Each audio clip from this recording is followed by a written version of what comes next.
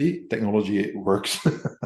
Yeah, before we get started, Toby, I think the best way is just if you could talk just very briefly your military background, because we're going to talk a little bit about military conflicts, so that I didn't just pick some random guy off the street. Could you share your opinion on what's going on? Yeah, absolutely. So in the briefest form, I did 12 years reserve service back in the UK. So that's 5 years in the Royal Marine Reserves and then 7 years in military intelligence. And it was a mix of roles in military intelligence as well as the human intelligence side. There was a lot of like strategic assessment. So you've got effectively two levels of intelligence processing: the operational assessment, the day-to-day, what's happening on the ground, and the strategic, what's happening typically 5 to 25 years out, or that longer impact timescale, and looking at that, what we used to call small map, big hand. So there's those big movements around it. Subsequently, here in Sweden, I've worked 12 years as a part-time firefighter, and there's a lot in the ether coming out of the experiences, especially in Ukraine, from the emergency services, not just the military conflict, which is interesting in what we're talking about today, and now 6 years mechanized infantry in the Swedish military. And of course, with the application for NATO accession, which is breaking 250 years of peace as far as Sweden's concerned, a lot of chatter in the ether about that as well. So I am a random guy off the street, but it's a random guy off the street that's got a lot of ears in a lot of different places, and it's putting some of these puzzle pieces together, shall we say. Yeah, and we're going to talk a little bit about the main conflicts that we have. So the war in Ukraine with Russia. Also talk a little bit about the Palestinian-Israeli conflict, and then look ahead to the future, what's in store for us in Asia, China, Taiwan, and so on. And our goal is to give the listener a little bit of information about, okay, what are some of the things you can do right now, or what can we expect?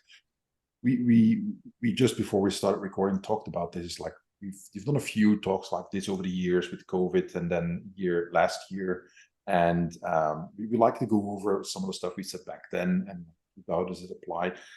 For me, this is one of the things of one of my students taught me, that it says it's called forecast accuracy, which is like you make a forecast. Okay, how often were you right? How often were you wrong? I think that is an important thing, because then you can refine your models or your paradigms, or whatever you want to call it. And then as you make new forecasts, hopefully they are better than they were before, knowing full well that nobody is going to have a perfect batting record. So, and I'll quickly say this for the audience, and you can go back to the relevant talks that Toby and I did. Is that around this time last year, you said something along the lines of Zelensky's going to have to accept the fact that he won't be able to get everything he asks. We are there right now. So that one, you hit that one out of the park. What's your assessments, right? If you just, again, quickly overview the situation in Ukraine right now, what are your thoughts? So before we get into that, I think we do deserve a little bit of a self-congratulatory pat on the back that, we called a lot of things well. And so our Yep. batting average until now is pretty good. And not just on that point that you raised there. If people go back and listen to the previous recordings, and bear in mind the context at the time of what we knew then compared to what we know now, we've sort of done ourselves justice, I feel. But certainly that's an interesting one of what was looking at right from the outset of the operation, Zelensky's wish list. It was clear that that was never going to come to pass, and like you say, now we are right at that point emerging. So we are early November 2023. Situation in Ukraine. Everything was thrown at the summer counteroffensive. Everything that could be. And you can get into the minutiae arguments of weapons weren't delivered on time and promises were made and weren't delivered on it. That's speculative. At the end of the day, a lot of money, a lot of weapons, a lot of people, and a lot of specialists were thrown at the solution of crashing through the Russian lines of defense, going for a deep penetration. And it didn't come to pass by any stretch of the imagination. There is no success to reinforce. The word stalemate is being thrown around. I actually think we're looking at a Ukrainian loss, and therefore, by definition, a Russian win right now. As I said to you before we recorded, when you look at effectively what Russia wanted to achieve from what they defined as the SMO, the Special Military Operation, almost every box has been ticked other than the denazification of Ukraine. And quite simply, if the collapse of the Ukrainian government comes, which is one thing I'm definitely sort of watching out for, then that is then achieved. And if I want to go, if I want to jump straight into big bold, ballsy, brassy assessments to keep the listener interested, I'm definitely picking up and running with an assessment of we could see Poland looking to make a claim on Western Ukraine, and basically, the territories held by Russia right now being frozen and affirmed. And that's a lose-lose proposition, because actually Russia gets everything it wants other than NATO then drives right up to their border, because that would then become Poland. And I was having this discussion over last weekend with some friends of mine that are into this sort of stuff. And as much as that's a mind-blowing assessment, a lot of us were really struggling to counterbalance it. It's like that enough of those pieces are on the board already publicly, and the Polish Duma, if you care to listen, is already pursuing lines of inquiry on that, as it has been for months. So I think this isn't just about a ceasefire. I think there can be a last moment significant flip of the coin in a geopolitical play. If there isn't a ceasefire, expect to see massive attacks on civilian infrastructure. And, now NATO and the EU can get its bluff called about humanitarian crises because we've got a double standard. Israel and Palestine we'll talk about later, but we've got now blatant hypocrisy being displayed, documented, evidenced in leadership about the different approaches in what weapons are being used by who and how permissible is that. So it's getting to be very politically charged now. Yeah, and that's always a bad thing, especially when, like, in the US has elections next year. So does my country. We're really small, but you can see the rhetoric and the way that politicians respond to certain things. In my opinion, the failure of the mainstream media of holding their feet to the fire when it comes to the hypocrisy is also an issue. But what I find interesting is again, we talked a little bit about this before we started recording, about how you see in the media now that the narrative is changing. They're making a turn, and we talked about this last time as well. And ever since the start of the war, in the mainstream media that I would read, I would say it's easy. I'm underestimating easy 80% positive anything Ukraine does, and maybe 20% of like, okay, Russia did something tactically sound or strategically sound or had a victory here. It's like, no, Russia, they suck. They don't know what they're doing. They're idiots. They have a bunch of prisoners as soldiers that don't want to be there, and old tanks that don't work, and blah blah. And the Leopard tanks will beat everything. Not so much, but by all means. And now all of a sudden we have this Ukrainian general who says, like, yeah, it's a stalemate. Like, hold on. This narrative doesn't work. We have a stupid, antiquated Cold War era army on the Russian side with bullshit weapons that can't do anything. And now all of a sudden there's a stalemate. And then the average civilian is like, yeah, of course. I'm like, no, that's not what you said. Yeah, 5 minutes ago, let alone 5 months ago. Yeah. So what can we expect? Well, we've seen it. I think it's a New York Times article in which they shared. You have to believe them, obviously, but sources that are close to Zelensky saying that he's pretty much the only one who still believes that they're winning. They talk about corruption, massive corruption. It's just like the highest level. The money is disappearing. We had the Pentagon a while ago that said, we don't need accountability. We don't know where $2 billion is gone in Ukraine or more. So all that is happening. It's coming out now. It didn't used to. There was like this kind of pensée unique, as the French like to say, of just like Russia bad, Ukraine good, period. Nothing else needs to be discussed. And now it's all of a sudden like, hold on, it's not going well. There's the news report that I read just today that the US, Europe, and Ukraine are starting to talk about what should a peace negotiation look like. And I'm then like, okay, this is what I said, last year. This is how it needs. They have to get to the table and start talking. Now Ukraine's going to have to do this from a very, very disadvantageous position, as opposed to, what was it? I think it was May. I think when the first attempt was going to be made, and then Boris Johnson nuked that. And that was May last year. Don't forget, that was May 2022. Exactly. So this is like over almost 18 months ago now, very early on in the conflict, and the Americans just said like, no. And so they were in a far more negotiable position then until now. But America was like, we got you back. Don't worry, we'll get you in a strong position. And that's just failed to pass. Yeah. So we got all that now, and you talked a little bit about it before we recorded. Start recording is like so it can kind of go one or two ways, and they're both bad. So could you talk a little bit about that? Absolutely, and there's also sort of two ways it can go. It can escalate or it can de-escalate, and they're both bad. And I'll talk about one in a second. But wrapped around both of those threads is this herniation from the conflict. We already knew right from the get-go, because of corruption, weapons were going to fall out of Ukraine from the Yeah, start. And that's been happening for almost 2 years. And now we see, to the extent weapons have got out of that country, that Hamas is using them along with tactics that they previously had no access to, along with advisors. So it's not about the hardware, it's the software and the pinkware that's exporting out of the conflict zone.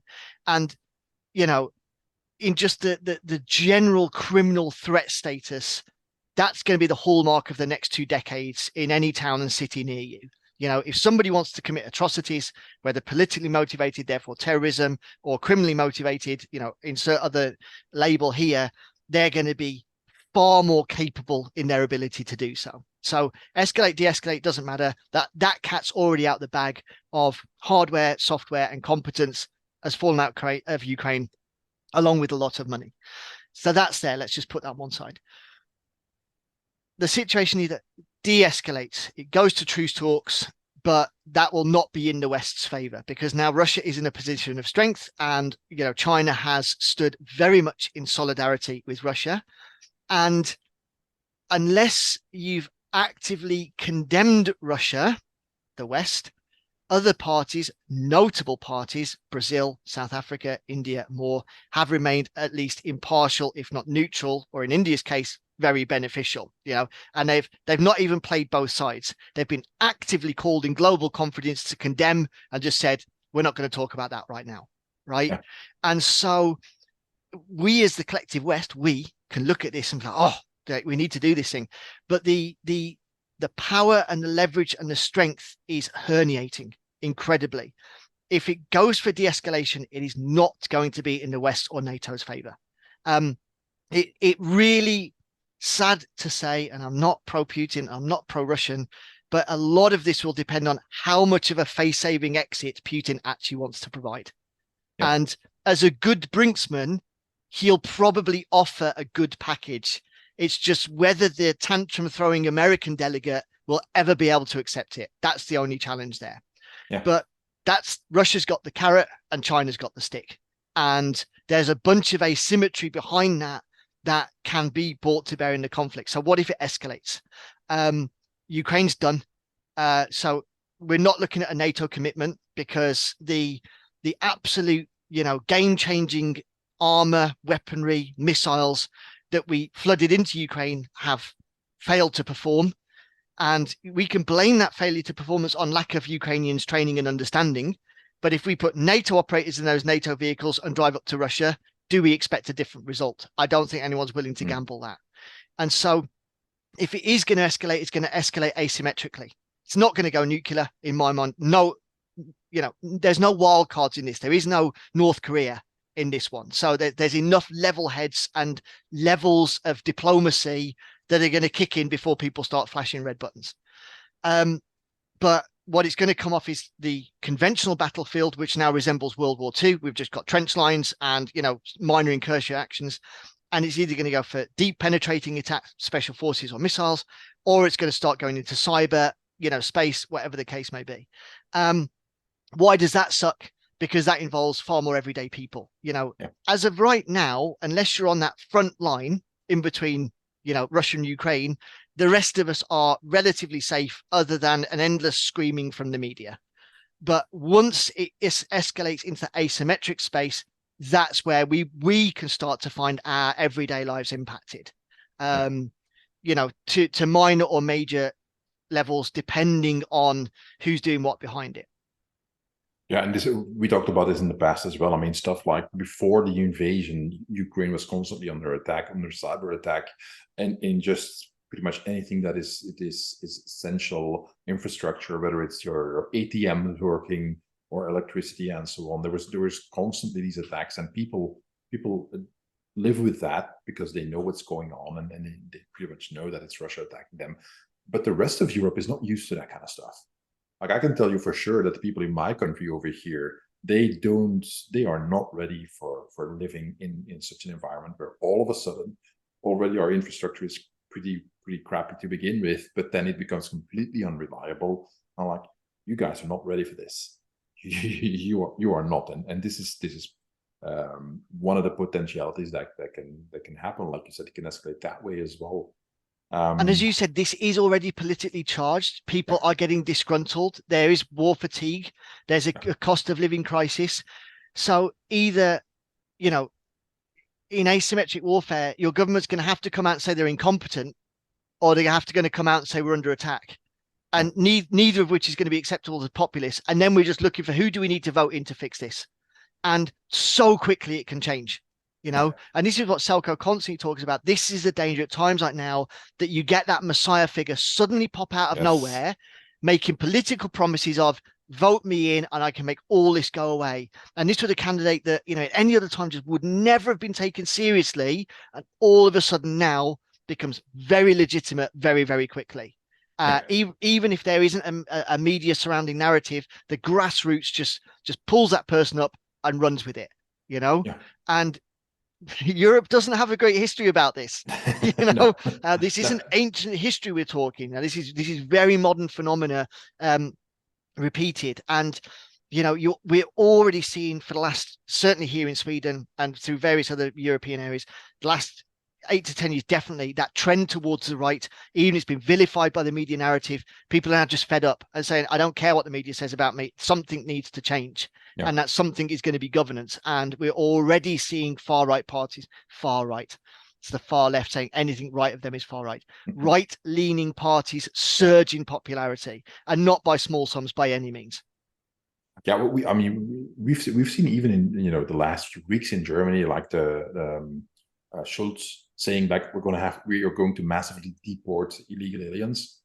It was like that just a few months ago he would have been ostracized for saying that, and would have been labeled far right by Der Spiegel, by Bild, by any newsletter. But now AfD is surging so much, he's got to match their policies. And this is what happened in Sweden. 6 weeks before our election, a couple of years ago, the Social Democrats that have ruled for 85 years became like so rabidly xenophobic in their rhetoric, and it was like, it's too late, dude. No one believes you now. 2 months before the election, you're suddenly switching fire and say we're going to take this really seriously. You are the problem. And whether I agree or disagree with the election results is irrelevant. It is what it is. And it was too little too late. And I think you'll see the same in Germany. They see the surge and they're like, we've got to switch tactics. We just need to feed the people lines they want to hear. But there's no commitment to it. These are empty, hollow words that the population's tired of and isn't listening and is looking for alternatives. It's just I think this week Habeck, the vice chancellor, who's of the Green Party, who's pretty left the Green Party in Germany, he just did this like 10 minute speech that he did talking about, I'm guessing you saw it too, where he talks about we had a massive demonstrations in Berlin, dozens of cops are injured because of this pro-Palestine protest that turned violent. And it looks like all of a sudden they discover, like, hold on, we have got this massive immigrant population here who has a completely different view on this issue than we have over here. And who knew? Who knew? And anything you said about that in the past 30, 40 years, you were labeled as a fascist extremist, far right, whatever. And I'm like, and now we've got the Green Party saying like, okay, when you live here, you have to follow our rules and this and that. I'm like, okay, well done. Where were you the last 20, 30 years when you were shouting down and insulting anybody who said what you just said? And I just wrapped my podcast episode talking about the fracturing of Western societies where there are no principles anymore. Nobody has principles. You and I have been saying the same thing for a long time now in this conflict. I said, they have to come, Ukraine, Russia have to come to the negotiation table and talk. That's how it ends. And that doesn't mean we like it. That's the other thing. By making these utterances doesn't mean we endorse it or we want it. It's the whole situation sucks. But from the human perspective, that's what's going to have to happen. Yeah. And there's isn't there just a terrible feeling of inevitability about a lot of what we're talking about now? It doesn't even feel like assessment anymore. Like you said at the beginning, this is just like, how can it not end up like this? Just Yeah. everything's pointing to this now, you It's know? nobody knows history anymore. Nobody reads history. I mean, in the podcast episode I just recorded, I talked about, look, the best example that I think of, which is, and there's so much information about, there's a French Revolution. And the parallels between that and what we're living in right now in the West, they're so striking. And yes, there are differences, but the parallels are so strong. So you can basically just, they almost do a one-to-one comparison, and you will see the similarities are there, and you know where this ends. And there's not much we can do about that. If you've got, the most important political person in Germany saying that we are going to do mass deportations, that's what needs to happen. It's like, I mean, just think of that. Just think of that guy saying that. Germany of all countries. We've got here in Belgium that a few weeks ago we had a terrorist attack. A guy who claimed to be working for ISIS just shot two Swedish soccer fans. He had an AR-15 style rifle, what they claim. We had the Minister of Justice resigned over this, because this massive failure of our government and its institutions on every single level is apparent here, and it ties in directly to legal immigration, because he was illegal in Sweden, got kicked out there. He came to Belgium, nobody knew. And there's like, yeah, we gave him the little paper we give people that they have been denied asylum, that they have to leave the country, which nobody does. But we couldn't give it to him, but we didn't know his address. But the police force actually knew that he was married to this local woman and checked if they were married, which is what they do over here. If I started living with my girlfriend during the pandemic, the police will eventually ring the doorbell and check, are you Mr. Demeere? Yes, I am. You live here? Yes, you do. Okay, noted for the record. That's what they did with that guy. But no, we didn't know where he lived. So everything is messed up. And then now you've got the far right screeching, like we've been telling you for decades. And how can you argue against that? And it's this breaking down of institutions, of trust in media, governance, and so on. In many cases, rightfully so, that puts it in this position, like you said, where this populist can rise seemingly out of nowhere, and then nobody will get like, how did this happen? And I just want to stretch our memories a little bit on this now, because we're talking about the fatigue around this conflict. Yeah. But that is compounded by the post-pandemic fatigue. The trust in science, the trust in media, the trust in institutions, decimated through the pandemic and still ongoing. Yeah. And that's the hard part, isn't it? It's like, if you're tired about watching the war in Ukraine, just switch channels and figure out all the things that you were vilified for in saying in the pandemic is now, effectively every conspiracy theory is like proven right. And like you say, things that got you deplatformed 2 years ago is now openly discussed, and leading politicians and scientists saying, well, we're very concerned about this, but who would have known? And so it's not just this isolated incident anymore of we're not happy about this, the government. This is just compounding. And I was having an interesting chat with a few people the other day, and sort of asked a pre-pandemic question, very deliberately. And it was sort of like, just like, the gears are turning, because it's just like in that 3 years, everyone's just got so zapped. Like they just almost had to tap into a different part of their brain to even think about that time previously. And the whole timeline was messed up. And so let's not forget, that's what, the world has been through. And so all of that is compounded. So the average citizen, the average person, how tired are they? How frustrated are they? How pissed are they? You've got some angry people out there, really.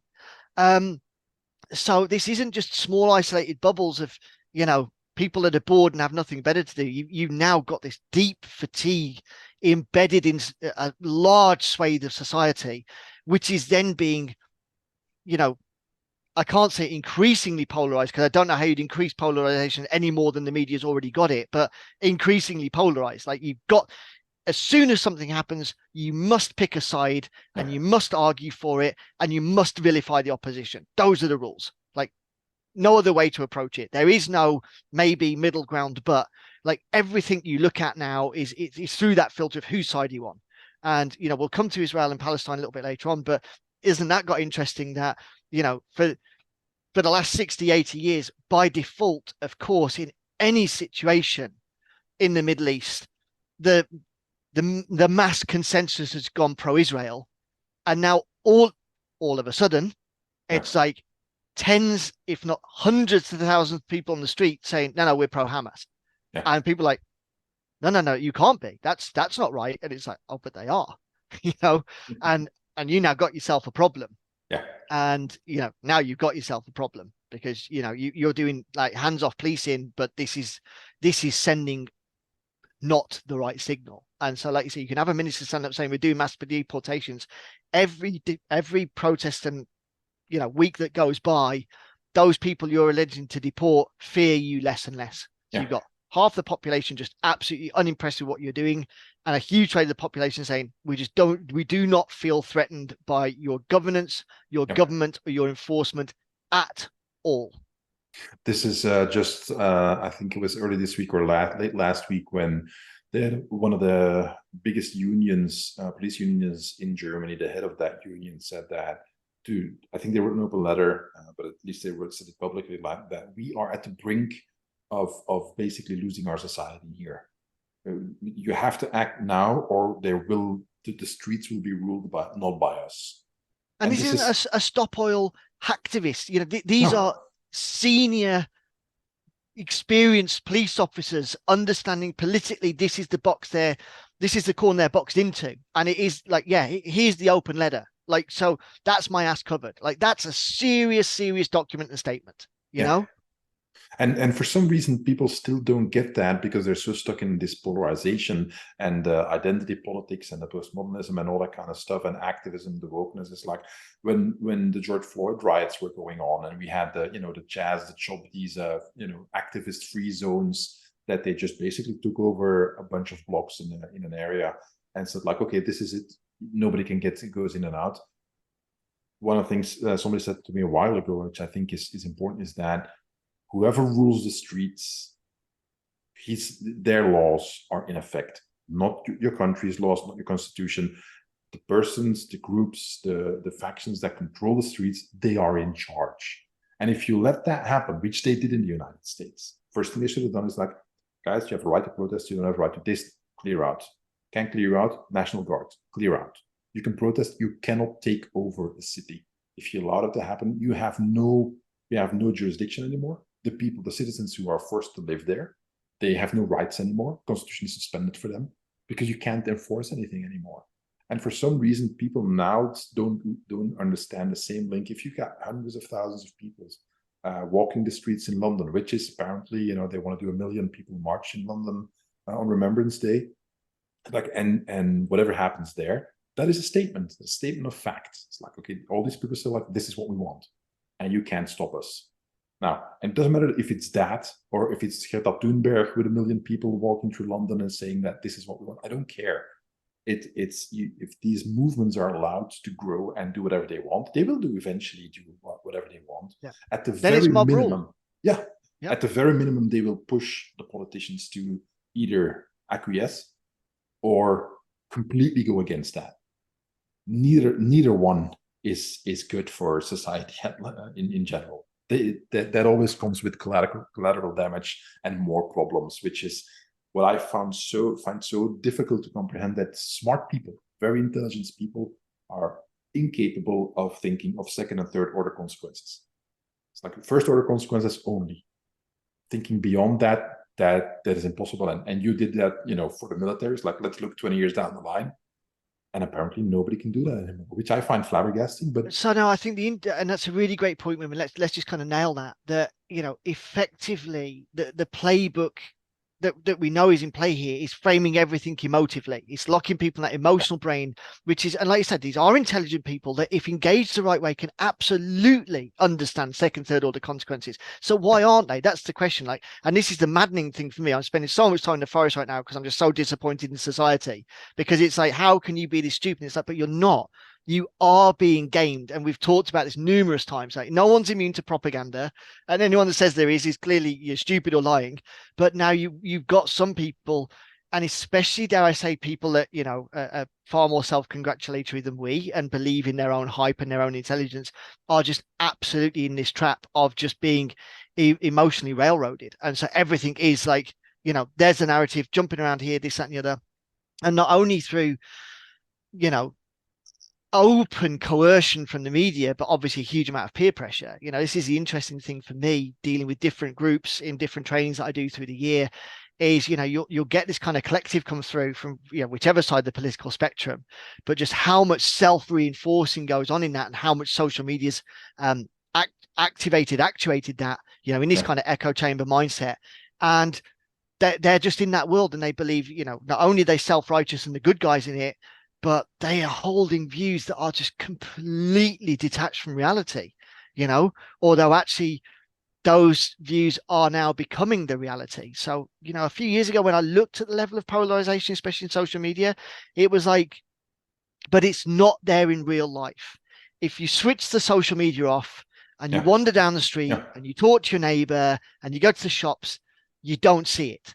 Now it's bled over. It is in real life. Like that polarization that's in my computer, on my screen, on my phone, I can put that down and look up in society and start to see not the same proportional representation, but definitely that emerging in a physical space, whether it be, like you say, gender identity, well, identity politics, whatever the case may be, even, left-right paradigms. That's now far more physically present, up to the point that you made there. Now we're looking at people are feeling sporty enough that we can get a million person march on the street right now. And even if they don't get it, a few 100,000 is still a pretty good sized crowd, and that's that problem, isn't it? Once you've been there, once you've been to that live event, surrounded by those people, offering you that protective blanket of anonymity that think like you do, now the sky's the limit. As soon as your Messiah appears, in whatever form, politics or otherwise, like you're committed to the cause. Because especially for the youth that was so disadvantaged through the pandemic, that are having an identity crisis as well as a healthcare crisis or health crisis, they're lost. They're looking for their tribe, and we're making that in society now and saying pick a side, and soon we'll start you fighting each other, and undermining all of this without taking up too much of the discussion. Looking at the economy, which drives everything. What does history teach us when economics looks so bad? Only a big war is going to get you out of it.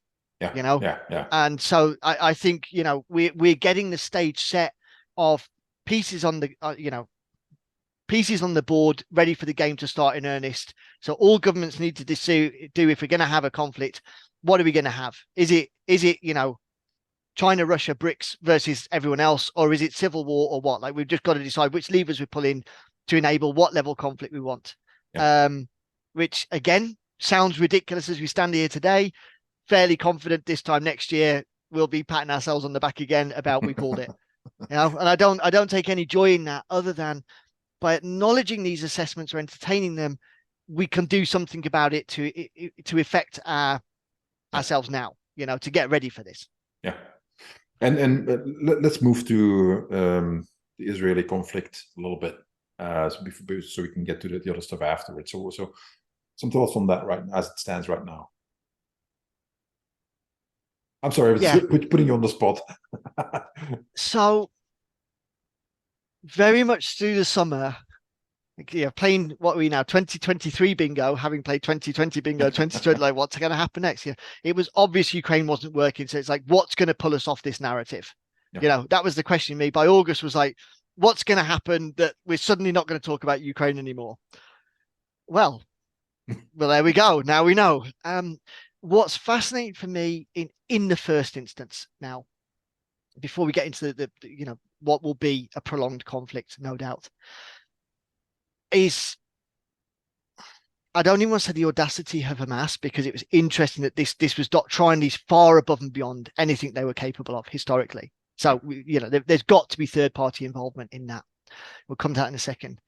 But is that understanding of we've got to accept one of two truths: either the Israeli military and civilian services surround that, especially their intelligence services, which is the most well trained, one of the most well funded, the most well placed, and one of the most ruthless entities on the planet, let's be honest. And that's not me, that's me giving kudos to their reputation and understanding of their training. Either completely missed this. They were that incompetent, they were that asleep at the wheel, which I just cannot believe, or they knew it was coming and let it happen. And it doesn't matter which version you want to go with, both are equally terrifying, right? So we've got that right out of the gate. And we could look at Netanyahu and what's happened politically since the whole thing happened, and we can have a very cynical view in a political picture. But this is a huge gamble in reality. You know, if this conflict even fractionally enables a global jihad, call to action to move forward, that's really bad. Like really bad. Like, everybody's going to get touched by this bad. And that's fractionally. If it goes all in, if America decides that we're just going to preemptively hit Iran, or, go for Hezbollah, and now you've got Jordan, Yemen, these people putting down saying, if this is a disproportionate reaction from Israel, like, we're going to get involved. Like this, again, lose-lose situation. It either escalates or de-escalates, none of which is good. Yeah. But again, right now we're looking at it as a regional conflict, which it is. Although there's definitely, it could get leaky very fast. But that jihad element, and especially looking back to your very accurate point earlier about the migrant crisis, and the numbers that have come out of sub-Saharan Africa and other countries with obviously Islamic beliefs that are now embedded, or present within European populations, not embedded, I would say enclave potentially. That then has huge immediate potential, especially as we come into kind of Christian holiday season, where we've got terrorist MOs that are almost impossible to defend against, using vehicles as weapons, number of successful attacks around that. This isn't about knives, this isn't about guns. That's just the icing on the cake if you've got those things, so we've got very established terrorist MOs, very established communications network, definitely opportunity to pull off lone wolf attacks and now have collectives, which anybody that's interested in security, that's been the thing they've worried about for the last 5 years. Lone wolf attacks are bad, but if you've got a unit operating together and can do concurrent attacks, especially in separate locations to pull resources, we're just going to see casualty levels at a whole different level. That is a very near reality for us now. And I'm not a scaremonger, that. Like I do, it's not fear porn, it's not doom scrolling. This is just me looking at that assessment of, if I was in a crowd of 100,000 people calling for jihad in Trafalgar Square, I probably made some new mates that when I can't go to the pub and have a drink unless it's non-alcoholic, but we could start talking about what we're going to do next. And, this is the problem with the modern intelligence community. We've got all the data, but that's overwhelming. Having all the data means nothing if you can't process it in a timely manner. And so now you've got people that can go analog, that can just meet anonymously, have no digital footprint background connecting them, and very quickly turn around and say, you know what, I think we should do this. And that turnaround to attack could be days, if not hours, because everything you need is there. If I flew down to you tomorrow, we could put together a comprehensive package by the next day that no one would pick up on, and we could effect that just by what's in the ether. Sorry. No, it's true, and I mean, I mentioned that terrorist attack we had a few weeks ago here in Belgium. The response by the government is several things, and one of them is create a new database of illegal aliens that were not removed out of the country. I'm like, okay, A, this already exists in a different form, and B, we have, like you said, we have the data. It's that nothing is being done about it. If you have people who I mean, the guy was he escaped, what was it Tunisia that he escaped from? I think he was supposed to spend 25 years in prison there. I think it was I forget what it was. I think it was murder or terrorism or something else. I forget, because it's the flood of information that I processed then. But then he got deported or something, no? Or like repatriated or something, like he got out early. He escaped there. He ended up in Sweden, and he got kicked out of Sweden, and he ended up in Belgium. Now, how there is no communication between Sweden and Belgium, nobody knows. He applied for asylum here as well, as he did in Sweden, and then he's been living here for years and goes, and just nothing happens. And the explanation is, I know you have to be careful for your back, but please sit down for this one. So the information is that his literal file on paper was going to be up for review for potential danger. And the justice system here does this review for these files twice a year.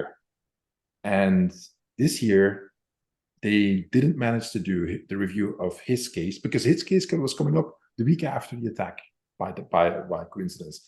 They didn't do it this time because they filed it in the wrong cabinet. Like a literal piece of paper was in the wrong cabinet, was misplaced, and that's why that review wasn't done. I'm like, you bunch of assholes.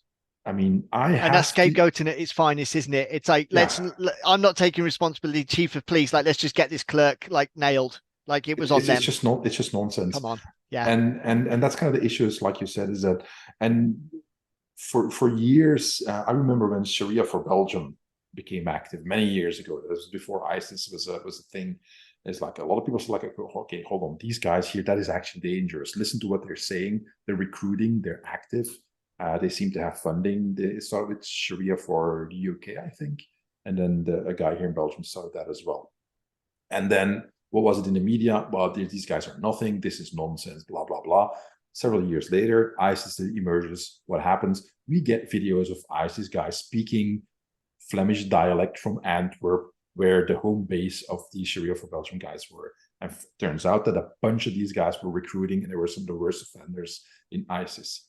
All the people who said back then, like, no, this is nothing, you're exaggerating, and not all Muslims are bad. I'm not saying that. I'm saying these guys are dangerous. And you were an Islamophobe if you dared to speak up. And I'm like, okay, we've learned nothing. We're back to square one. And like you said, if this conflict, which is in part religious, read the Hamas charter. I did. It's not difficult to read. They have it online. They clearly state that it's a religious conflict. That Palestinian the area is Islamic. Period. That's it. So you can't pull that out of the equation when you talk about this conflict. And again, we're not saying that every Muslim is bad. That is not the freaking point. The point is that it matters to them. I also want to paint with a broad brush on this one, Wim, that, because of that polarization effect, that increased concern around Islam, which is justified in the context we're talking about, then enables its opposite faction, the far right, the nationalists, exactly, to escalate on their side of things, And so this isn't about just focusing on the Islamic terror threat, although that playbook is much more established and well written, can I say? But now you've got a bunch of guys on the other side of the political and religious spectrum saying we need to gear up for this, and if you're calling for jihad, you're equally going to have call for crusades, and that's happening. You just got to tune to a different channel for that one. So that's why no good can come of this. Ultimately, if you're in a city and a terror attack happens, it doesn't matter the motivation. The fact is, bodies are dropping on the floor, and yours and your loved ones and your family's safety is being compromised. And so you can't remove the motivation from behind it, because that's important to understand. But ultimately, the risk is rising. And the guardians are asleep at the gate. Like you said, the governments can't say the police are failing us, because the police are directed by the politics, and the governments are failing us. That's what people are feeling, and that's the reality we're seeing. And so I just want to give us an off ramp from Islam right now, because again, the Israeli-Palestine, that's a centerpiece of it, but it's more than that. Exactly. And this is the other thing with the polarization, is this reduction to its basic parts. You made that great point earlier in the beginning of Ukraine, in terms of the narrative, Ukraine good, Russia bad. That was it. And now, it's complicated and there's nuance and we need to think. And the same with Israel-Palestine. We can't just frame it on, Islam or anti-Semitism or Judaism, whatever. There is more around that. So we shouldn't do disservice to the level of the conflict and the complicated nature of it by these, simple reductions, shall we say. So that's why I just want to kind of just pull us out a little bit from that point we're on, that bigger picture. My previous podcast episode was about single variable thinking, in which I talk exactly about that. It's like, don't reduce things to one single variable. The one I just recorded, which should be released by the time folks listen to this, is where I talk about the fracturing of Western societies, in which I say exactly that, is that there's no standard, like like you just said. There's Ukraine good, Russia bad, no nuance. Israel, Palestine, hold on, there's two sides to every story. I'm like, no, if there's a conflict, either there are multiple sides to each conflict or not. You cannot say both things, Russia bad, Ukraine good, and then say, well, when it comes to Israel, we have to talk about it more. Yeah. I'm like, I was the guy, and you were the guy who were like, let's talk about this a little bit more back when Russia invaded. Like, okay, why is this happening? What preceded this? Shut up, you Vatnik! How dare you say that? That was the response. And like, and you guys are now saying to us, like, no, we have to talk about where does this come from?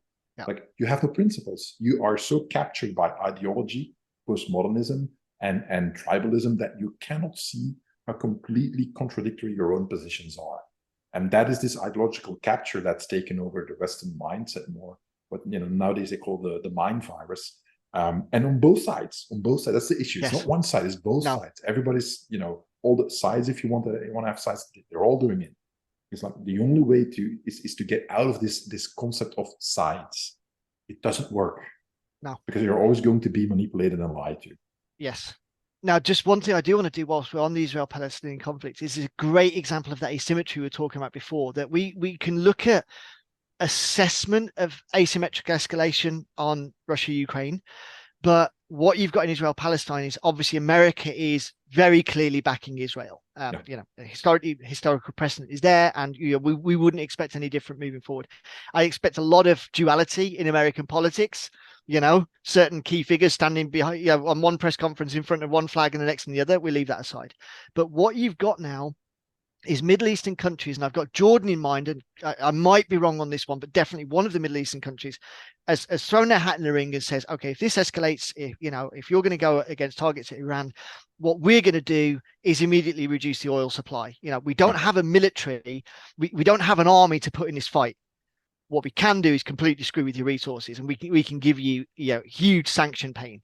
And that's openly, like, that's been put out there. We will respond in this way. We don't have anything to fire at you. And I think the Jordanian Air Force has like 12 planes. So it's like, it's going to be a short-lived Top Gun school for them.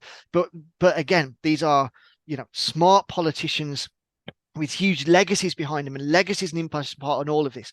America's still a very young, very naive country globally, 250 years old. China, Russia, Middle East, thousands of years of legacy and experience weighing on these statesmen's shoulders and whispering in their ears. They know how to play these games. And, the West is a severe danger of being outmaneuvered here on that basis. And ultimately, it's us, the little guys and girls that are going to get shit on. If the Middle East disrupts oil, it's going to be our home heating that's hit first. Not the BP CEO. He's going to have his little private stash or just kind of pump some more that he needs. That's going to have that effect on society, because that's what the politicians want. Oh my God, look at what happened here, and look what happened to you. So you need to vote this way because we'll make it better. And this is serious stuff. It's just snippet headlines.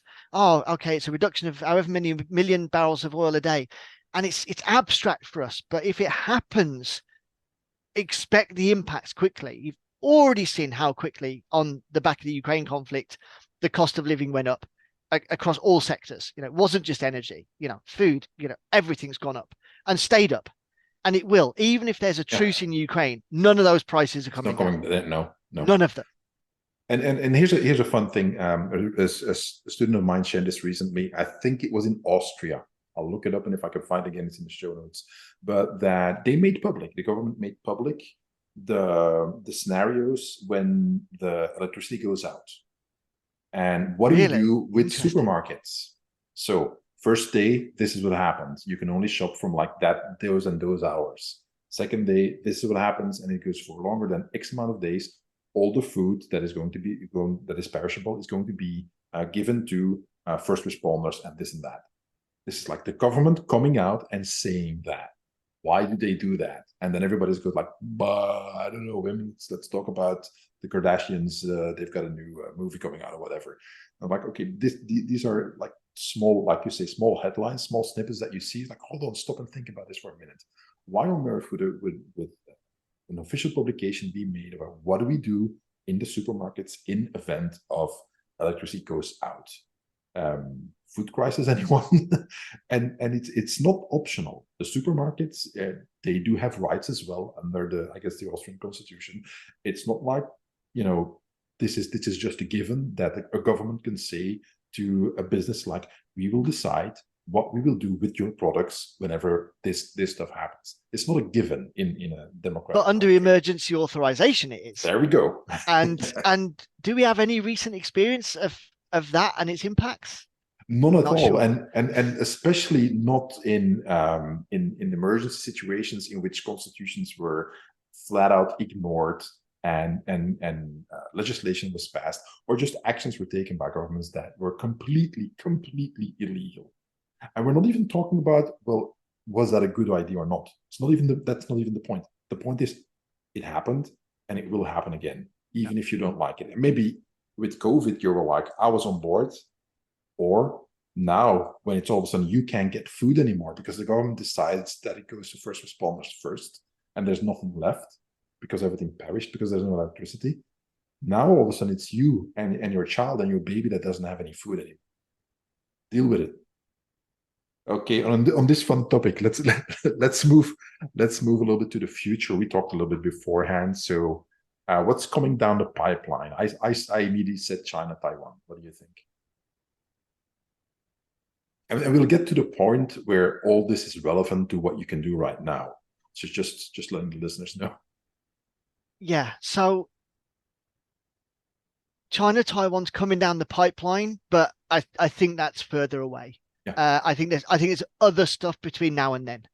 And let me quickly, so that you have some time to think as well, and just for the audience. So Xi Jinping has stated, the president of China has stated explicitly multiple times that the Taiwanese problem will be resolved in our lifetime.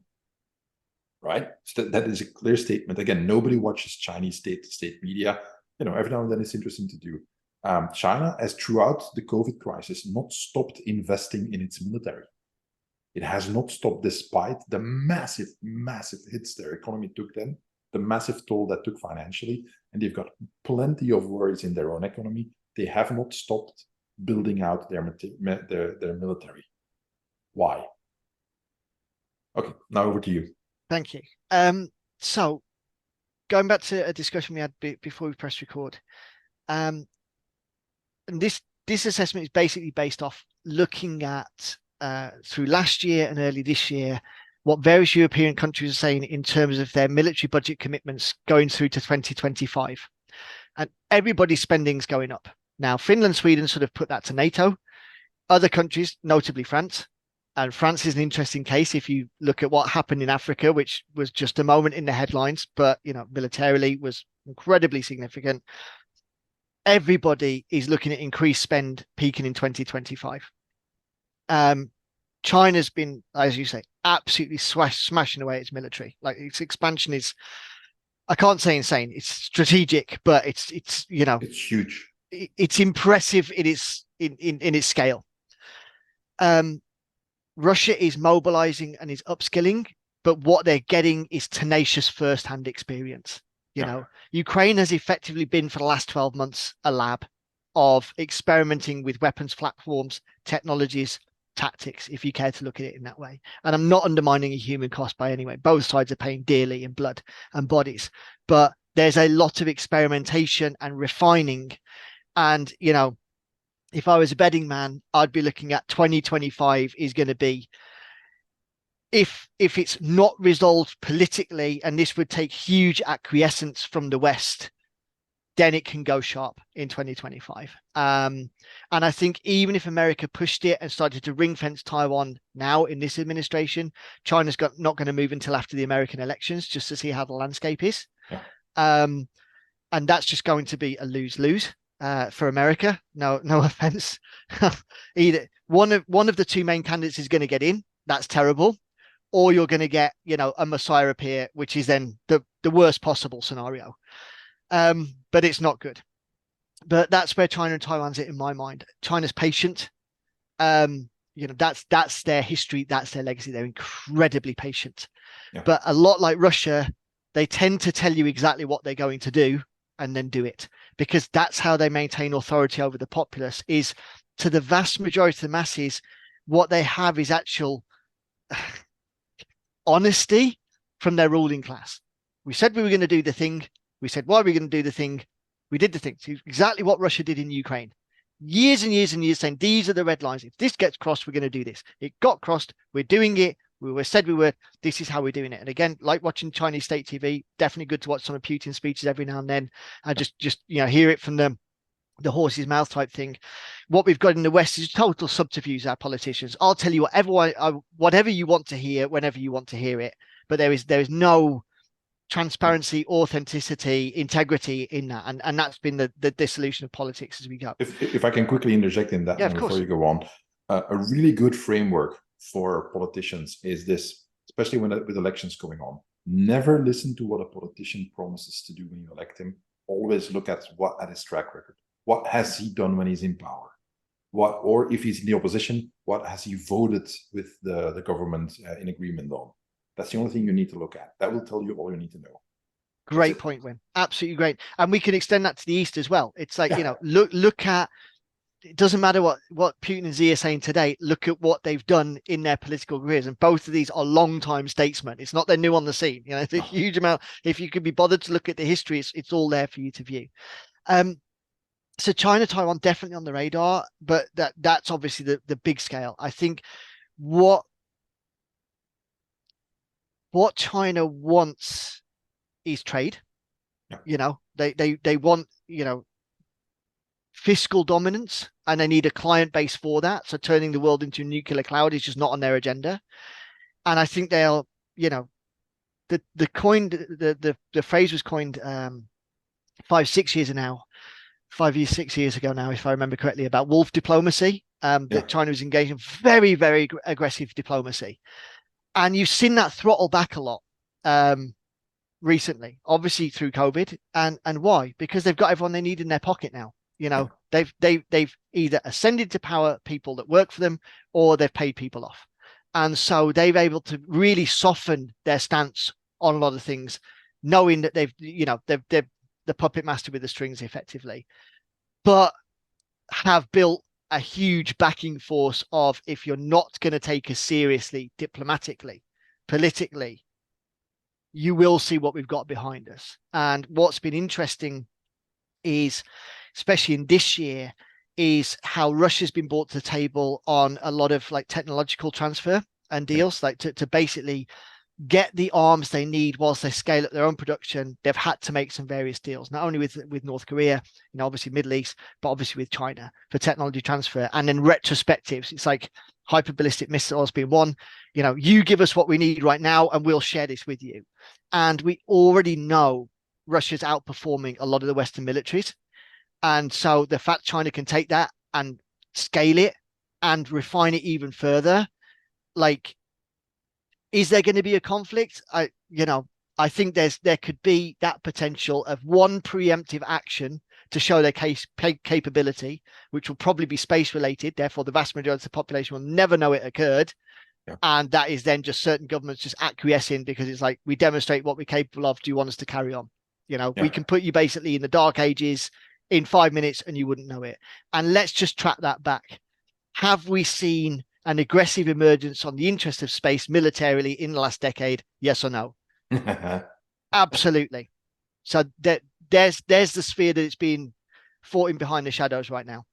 And it's funny, very funny, if you remember when Donald Trump announced the Space Force, everybody was laughing like, oh, Star Wars, Star Trek, and this and that. And I was like, okay, do you really think that he came up with that? Like, he was sitting in the bathroom, playing on his cell phone, like, I've got an idea. I'm just gonna start a Space Force, and that the Pentagon was against that. No, it's not how it works. And that was a beautiful moment, because it was like so farcical. That's how we knew it was so serious. Yeah, because it was presented in that almost laughable manner, but it was a real thing. Yeah, with a budget and and so it was like, and it just went away. There's a few skits about it, and then no one talks about it anymore.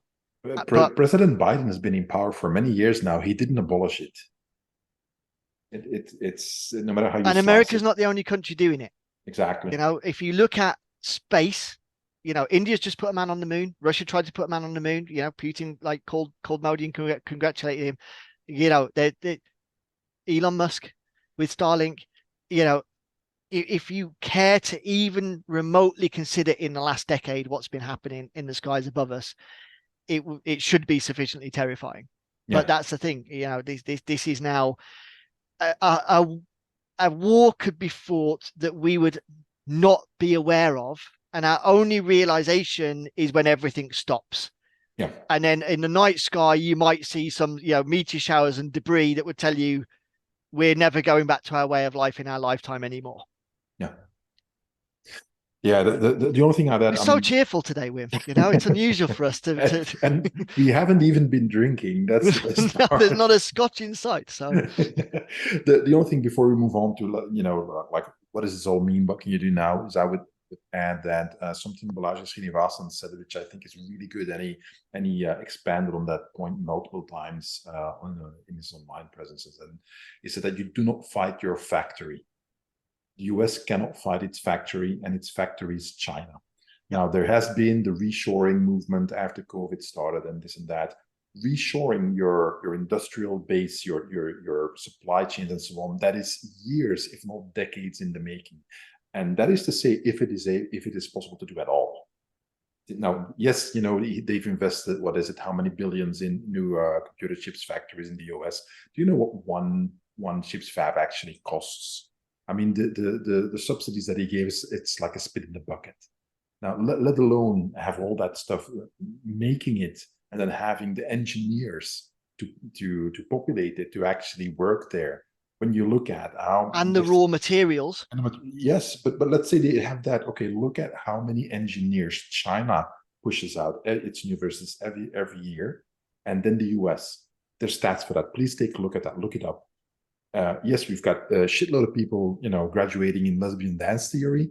We don't have a lot of engineers going. Now, one of my students work for a huge multinational heavy industry who have numerous plants in China. My student is genius level smart, and he's pretty high up there in that company. And he says, me and another colleague, we can keep up with the engineers in China. My younger colleagues cannot keep up with them. And these are just their engineers. It says, which means that in the next generation, I won't be able to keep up with those guys that they pump out of the universities. That's what's going on right now. So you can say we're going to reshore the industry. You need people, you need experience, and expertise, which you cannot. There's no can on the shelf that you can open and pull out, tens of thousands of specialized engineers. It's not how it works. So when you think about the economy and how it's interconnected globally, and the position that China has, the position that the US has and Europe have when it comes to depending on each other, that interconnection is a layer on top of the geopolitics, on top of the regular politics of our countries and so on. It's all connected. You cannot just pull that out of it and then say, well, this is what's going to happen. Let's ignore all the other factors. That was my speech. Let's move on. Okay, what does all this mean on a practical level? What are some of the things we can do looking forward to that future? Like right now. So the right now, of course, we're going to repeat what we always say is, you've got to get your basics in order at home. How if you threw the breaker switch in your fuse box today, how many hours or days would it be before you're tired, hungry, smelly, and climbing the walls? And for the vast majority of people, that's an unacceptably short time. They're probably not going to make it overnight. So you've got to fortify that. And, most Western governments are saying people need to be able to be self-sufficient for a week without regular societies functioning. I would say that would be the bare minimum, and you should be looking at, realistically 2 or 3 weeks. Now, we've talked about this extensively before, and look at the previous recordings. I can also share the 7 Pillars article with you again to put into the comments. So if you're unsure what we're talking about, review that. I don't really want to repeat I'll put all that stuff in the which is great, in the episode, in the notes, the show notes page of this episode. So in the immediacy and throttling it down a little bit from the risk of terror attacks, which is, heightening and will continue to raise, just that ability to just be out and about and find yourself in a compromising situation whether it be a protest, whether it be an altercation, whether it be a small group realizing there's another small group that's their opposite number and getting into it. And this can even be media interviews. I think one of the German politicians being interviewed the other day, like you said about that, we've got a problem, this pro-Hamas crowd, said it in the middle of a pro-Hamas crowd and suddenly found himself, getting robustly challenged by a lot of people that he thought were his voters, right? Yeah. And so, situational awareness is key. And now looking at the Marshall side of things, not only being able to monitor your situation, but manage that situation, respond to that situation. So this is from its simplest version of getting good apps on your phone that give real-time alerts with geolocation data. So if something is happening, you get that alert. And if it's near you, think, right, well, I don't need to be there right now and get myself out of the way. So the general communication, of course, the family communication plan. So if you're out with your partner or your family, people are aware of, what's going on without scaring them, potentially what might happen. And in the event of that happening, what your immediate actions are going to be, which is, don't run away from danger, move towards safety, identify the nature of the threat, try and communicate where possible, etc., etc. I just do a slight aside on this. My wife and my 4-year-old son are in the US right now. They've gone to visit family there for 3.5 weeks. And this does not feel good for me at all. And, for the weeks leading up before my wife departed, we spoke about a number of different specific things that she's always relied on me to clue on to and tell her. And now, for various reasons, I've had to stay home. I couldn't go with her. And I'm like, listen, these are the things that you sort of, in the simplest version of it, need to be aware of. I don't have time to put you through active shooter scenario training. And I think where you're going to be, that's not necessarily an issue, but some of these other things are. Like, if you're seeing these things moving, just get out of there. Like, it's that simple. You got the boy with you, just avoid it, And so revisit your plan. If you don't have a plan, get one. And I'm sure you've got a bunch of great resources, not only what you've generated historically around this win, because it's obviously an area of your passion around the self-defense, but a bunch of sources to put people towards in its simplified version. So getting your house a little bit in order. If we are going to see asymmetric disruption to electricity grid, food supply, whatever the case may be, have at least a week's worth of physical resilience that you can access and utilize. Look at your level of concern about increased civil disruption or threats to your person in the society that you live in, and that will be very individually related. And the third part, because I wanted to keep this just to 3 for now and then pass over to you, that's that challenge, because and I haven't got it quite right yet. There's a balance to strike about staying informed. You can't just shut off the news. You've got to be a little bit aware of what's going on. But it's just designed to suck you in, and drain the soul out of you and keep you distracted and distressed. So you've got to be healthy. You've got to be happy. You've got to enjoy life, because it's not worth living otherwise. So focus on those things, but don't just shut everything else out. So try to figure, and what I've done a lot of is within my very tight friends group, we've kind of all picked a thing and said, I'll keep track of that and back brief you. Yeah. And I'm not going to look at anything else. And we'll just have this little pool of kind of messaging that if you see anything interesting happen, just flag it up and possibly pop a link. So we've increased the focus, but reduced the fatigue. Does that make sense? That's great. And that's community. And that's that final part, and Selka talks about this extensively. You've got to build community around you. And so for all of this polarization, get your family, get your friends, get informed, be alert, but start working in those terms. Start having these conversations. And that's what the polarization is designed to stop, isn't it? Because me and you could have this entire conversation for almost 1.5 hours now and be like all in agreement, be like, when we're going to work together.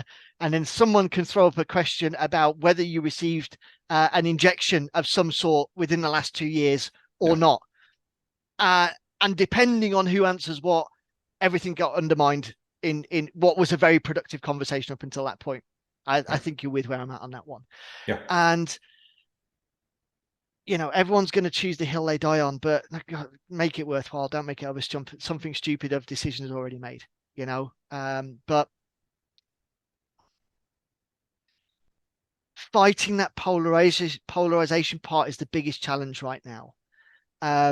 Because like you say, either end of the spectrum doesn't work, but it's really hard to find that middle ground. And it is hard now. As I say, it was kind of pretend 5 years ago. Now you put the screen down, you're seeing that reality in front of you. And so sometimes it's just that compromise. Zelensky's going to have to do it, or his predecessor, because he's not going to be around for a while. So sometimes, in order to move forward as a society, as a community, you're just going to have to put some things down and behind you and say, what's done is done. And as much as I don't want to kind of just, concede that, but in order to move forward, we're just going to put that issue to bed now and not talk about it again. Yep. And this is from someone that really holds a grudge for a long time, but that's where I'm at on certain things. Is like, you did your thing and I did mine, and we're forever going to disagree. But you know what? We're forever going to disagree. So we just have to put that on one side and say, can we move forward in collaboration, community and harmony? Yeah, that's one of the big things, and I totally agree with you. The polarization is one of the biggest issues, and we've all talked about this many times.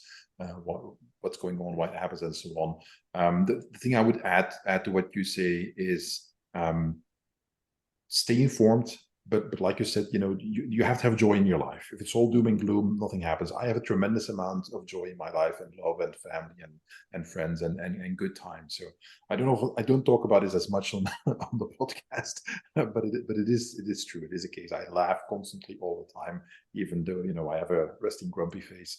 But you have to keep on living. So that's one thing. The other aspect is that I wouldn't say that it used to be better in the past, but look at, again, mainstream media right now, but also alternative media, it's the same thing. If whatever media you consume, whatever article or news item is that you read or see makes you feel certain emotions, try to immediately take a step back and look at, why am I feeling this? Because you might have to consider that the whole point of that news item was to give you that emotion. And that is not news. That is opinion. That is manipulation. Now we can have a long semantic discussion of, isn't all news manipulation? Blah blah blah. It's not my point. My point is that the news shouldn't make you feel anything per se. It should be your interpretation of what happens. If, and that is unfortunately the case, in the news, journalists are telling you what you should think and what you should feel, they are not giving you the news.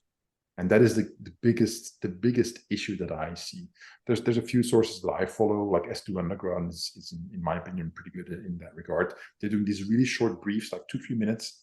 They say, and it always starts, this is the cutoff date, this is when we stop looking, this is what happens, and the bottom line up front, as opposed to giving you a big narrative and then somewhere in that narrative hiding a message. Like, no, what is the news? Not the emotion, not the narrative. What happens? All the news should do is make you feel informed. If you're receiving news, that's the only sensation you should feel. Yes. I'm aware of that now. Yes. As opposed to, like you say, all of this emotion. That's a different thing. Yeah. And if instead you immediately go to your frames and filters of polarization, of tribalism, the news only made everything worse. You're not informed, you're increasingly polarized. And it is hard. Yes, as human beings, we're hardwired to be tribal. And that is just who we are. We have to accept that. It takes a lot of work to avoid that. And no matter how much you and I talk about this and tell people, we ourselves will also have these tribal instincts. But at very minimum, fight against it. That would be my main point, is fight against that, because it won't achieve anything by giving into that. It doesn't achieve anything. I've got my political opinions like you do. We haven't talked about them here. I can't remember us ever talking about what we actually both think politically. So I don't even know what yours are, and you really don't know what mine are. Don't care. That's not the topic of discussion. The topic of discussion is like, what is happening, and what can we do to keep ourselves safe and live a good life. That's a positive message, I think. Right, and that's the mature, responsible adult thing to do. Is to not even identify if we have any differences, because what good will come from that? You've invited me on to say there's a few people that's very concerned about what's going on right now.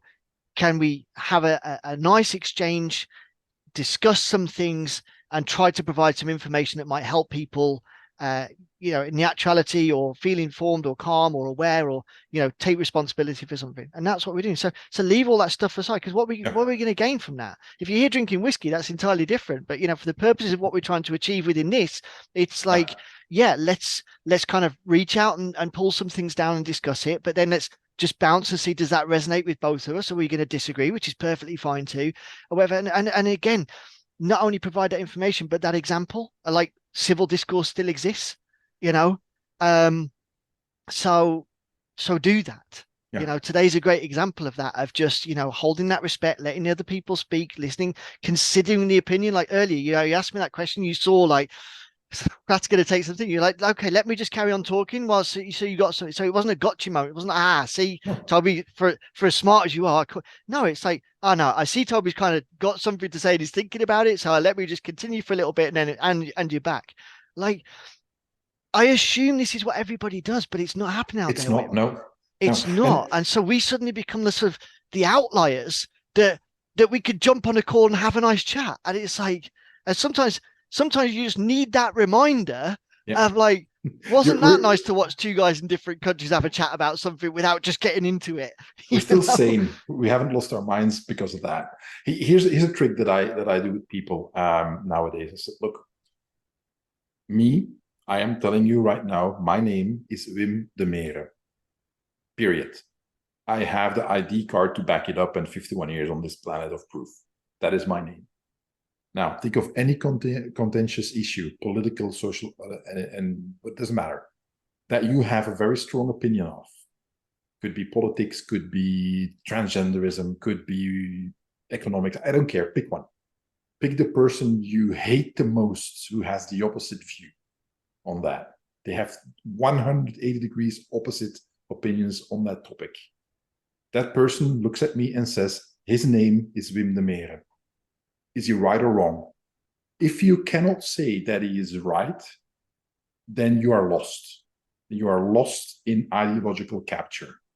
If you can agree that, okay, I hate the bastard, but he's right, that guy's name is Wim Demeere, we have common ground.